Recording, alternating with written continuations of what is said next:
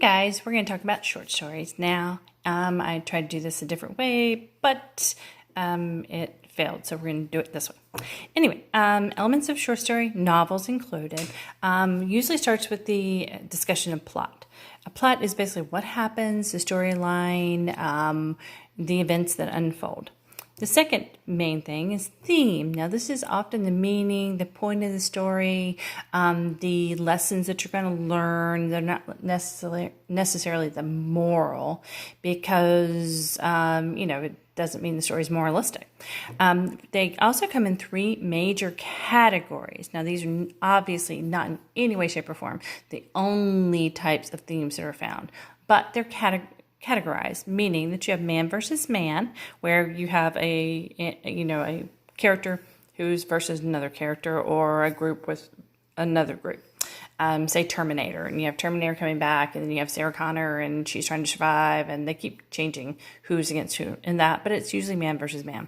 Then you also have man versus nature, where nature is what you're fighting against. Think like Castaway. I mean, he's fighting to stay alive in elements. Man versus himself also comes into that. Can I stay sane? So is this going to be overcome by my own ability? Okay. The next one is setting. Setting is often time, place, and background. Now, time, place, and background can be very, very important for like fantasy, or your murder mystery is going to kind of deal a lot with time, place, and background, not necessarily set up to begin with, but to get you into the story. Some short stories especially are going to jump into time and place and background real quickly and set that up for you very quickly because it's a short story. You're not going to have a lot of time. Sometimes it's very important to understand a great deal of background information to understand where you're coming from. Other times you jump in media res, meaning in the middle of the action. And so it just depends on the genre. We are quite used to that being established by shots in movies, where you have an establishing shot of a town, of trains, of different elements that are going to become important to the story later on. And this has to be written for written works. Next, you have mood. This is where the author creates a prevailing impression, idea, feeling. Is it, nostalgic? Is it romanticizing the past? Is it scary? Is it, horrifying? Is it suspenseful? I mean, all of these things are kind of created by the author. Then you also have the tone, which is the author's attitude toward the story. Is the author doing it in a sympathetic way? Is the author doing it in a patriotic? Is it some type of just romanticizing the past, etc. So sometimes your mood and your tone are not very different. Sometimes they're quite different. So you have to be able to distinguish between those things. All right. Next is you have characters. Characters is one of the things that we have talked about the most because that's what stories are around. A failure to establish good characters leaves most people going, I don't want to read this anymore. I don't care about the characters. So these are the things that do the actions in the story. I'm not going to say people because if you're doing Beauty and the Beast, guess what? There's a teapot, okay? And there's a teacup named Chip that everyone loves, and that's not a person. That is a character. So it's a thing that's doing the action. Most of the time in stories, especially short stories, novels, movies, longer works, will have more than one protagonist and often more than one antagonist. But for short stories, you usually have a protagonist, which is your main character. That doesn't mean he's good or bad. It just means he's the main character.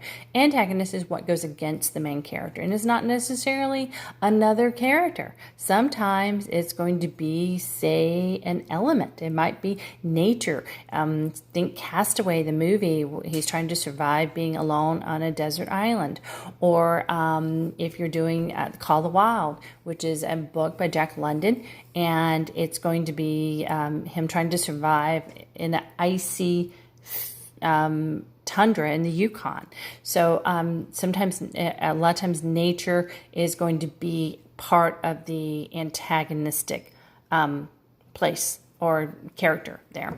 You also have how we reveal or find out about the characters. Well, One of the first ways is just direct revelation. That just means the person is written about by the author. This guy is this old, he's this tall, he has these characteristics, he's stubborn, he's whatever.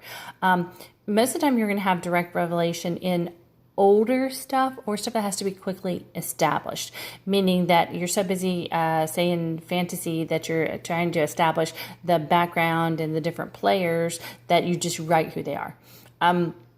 Other ways is indirect revelation, which is more of a dramatic form. It's more of a movie visual form a lot of times. It can happen in longer novels or works like that, where we're find out about the character from their actions, from conversations by that character and about that character by other characters, or as the most revealing, reactions, because this is actually how we learn about people in real life. People don't walk up to you with signs that describe them.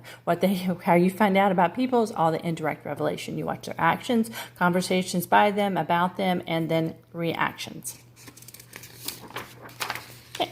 Another part of characters is static and dynamic characters. Static characters in a story, and they're most common in short stories and comedy, are the characters that stay the same. They're also common in like our horror films.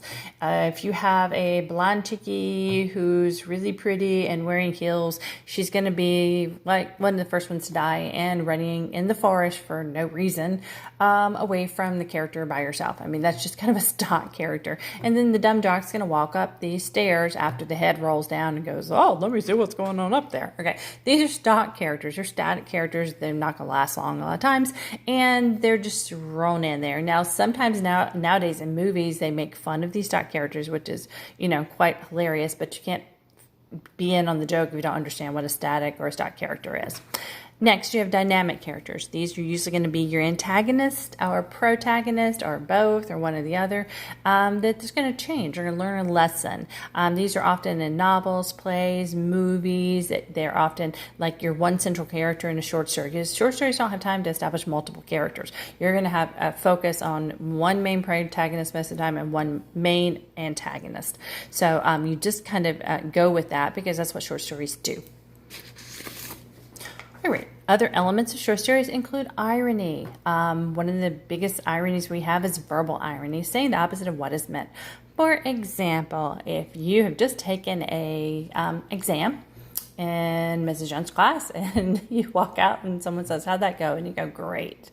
Okay, you didn't mean great. You meant, "Oh, that was awful." Okay, and that's okay. I mean, that's verbal irony. Situational or dramatic irony is when events unfold that are unexpected or surprising, sometimes the opposite of what the reader or viewer is expecting. For example, and this is often used in comedies for comic elements, and it's also used in horror stories where it creates suspense and you have no idea about the outcome. It's used in short stories and novels where you just didn't see it coming. And that's kind of situational dramatic irony. This happens in real life as well, especially when you're standing in a group of friends and you say, "Don't look now, but," and what happens? Everyone turns around and looks. Okay, there you go. There's your situational irony. Now, it leads us directly into another element of short stories, and that would be the climax. And this goes under plot as well, because it's the point of highest tension in the story. Now, the big thing about climax is that a longer work is going to have multiple climactic moments. You might have a climactic moment of the main character versus another, an antagonist or something that's been in the way. But you're also often going to have kind of subplots of that as well. Because, novels, movies, longer plays can have multiple characters with multiple storylines to resolve. So you kind of have to have that moment where something's resolved. This whole tension, suspense, which is what we get into next where you're suspended between two outcomes and you care about the outcomes, and it's based upon the tension that's created by the author.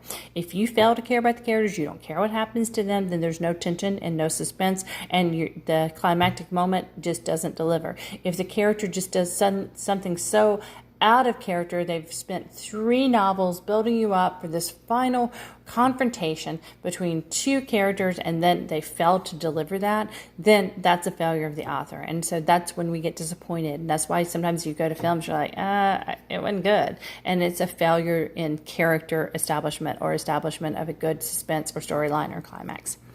Okay. Anyway, I'm right on time, so I hope that helped you. Please look below. There's more information that I've linked to for you dealing with stories and also with Emily Dickinson. Have a great day. Bye.